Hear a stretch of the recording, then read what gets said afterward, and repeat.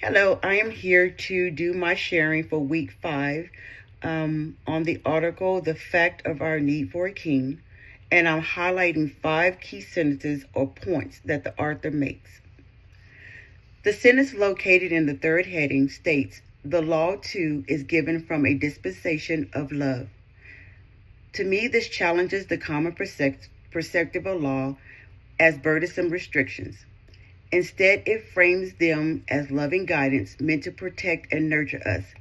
It suggests that our laws and rules are ultimately for our own good, designed to help us avoid harm and make choices that lead to better outcomes.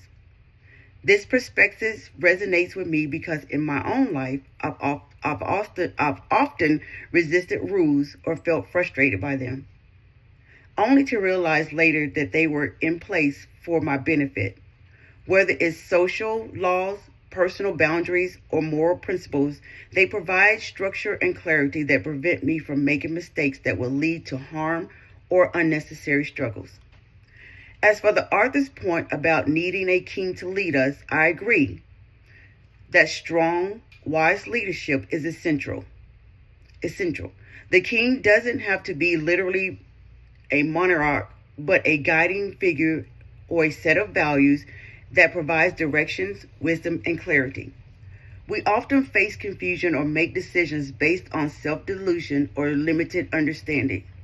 A leader, a trusted mentor, a guiding principle, or a moral compass help us stay on course, offering a perspective that can prevent us from veering off track. Without such leadership, we're more likely to make poor choices that lead to self-inflicted harm. That guidance is crucial for making decisions that align with our own long-term well-being.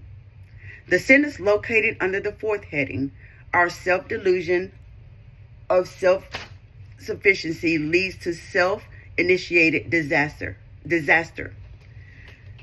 This is significant because it speaks to a common human tendency to believe that we can manage everything independently, without help or guidance.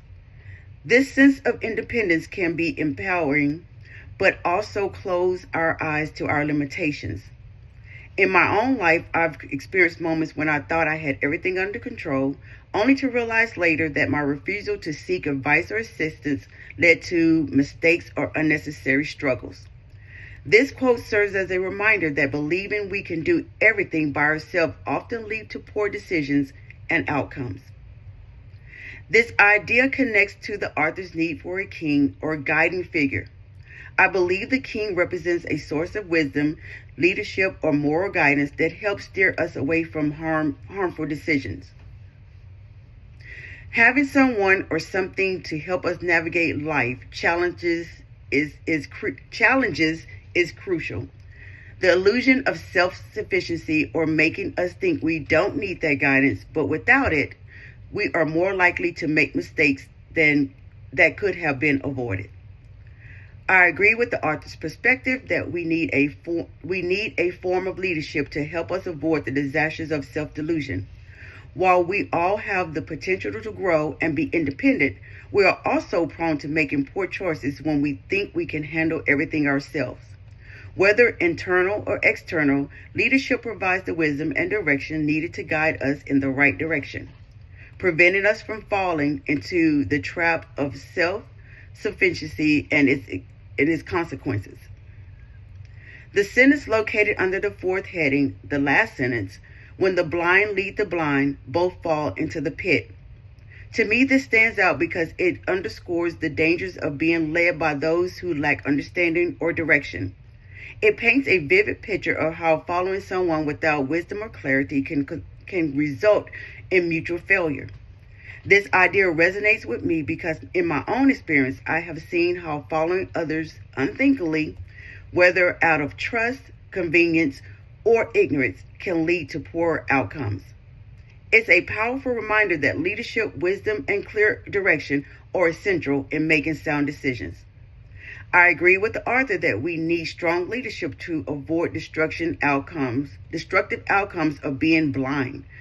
A king in this context can symbolize someone with wisdom, vision, and the ability to guide others toward better paths.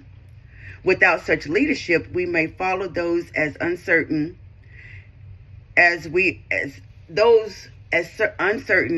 are, leading to collective mistakes and failures. Leadership, whether through a trusted mentor, a set of guiding principles, or a moral compass, help prevent us from making poor choices based on confusion or ignorance.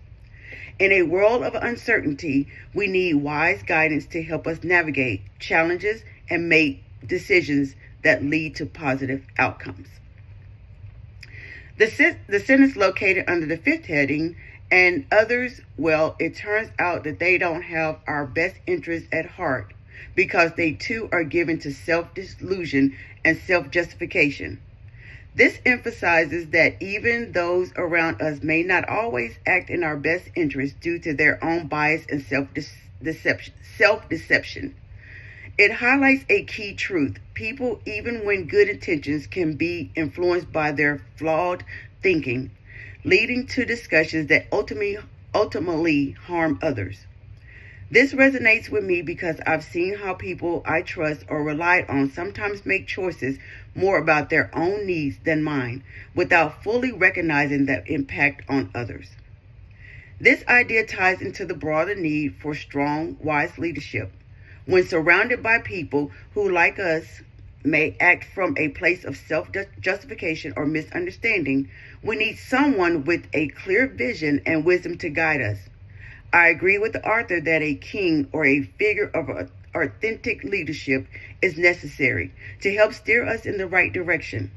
Such a leader can provide clarity and perspective, helping us avoid the mistakes that come from following others who are also lost in their own self-deception.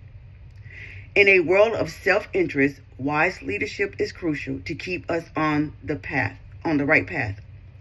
The sentence located under the fifth heading, we constantly choose the wrong kind of people and the worst kind of things to lord over. This speaks to how we often let superficial or fleeting desires such as status, trends, and external validation take control of our lives rather than focusing on what truly brings fulfillment. It resonates with me because I experience how prioritizing these distractions can leave me empty and unsatisfied. The quote reflects how easily we can be led astray by things that don't contribute to our long-term well-being or personal growth. This idea ties into the need for leadership or guidance. The author points out that we often choose people or things that don't have our best interests at heart, which can lead us down the wrong path. I agree with the author's main point that we need a king to lead us, someone or something that help us resist these distractions and focus on what is truly valuable. Without firm guidance, we risk following fleeting trends and empty pursuits that ultimately fails to bring us lasting happiness or purpose. In this sense, leadership could offer the clarity and wisdom needed to prioritize what truly matters in life. So in conclusion, the quotes powerfully reminds us how easily we get caught up in empty pursuits. I believe we need a guiding force, whether it's a wise leader or self-values or a moral compass to help us stay focused on what truly brings fulfillment and growth. This is the end of my discussion, and I look forward to reading or hearing from the class. Thank you.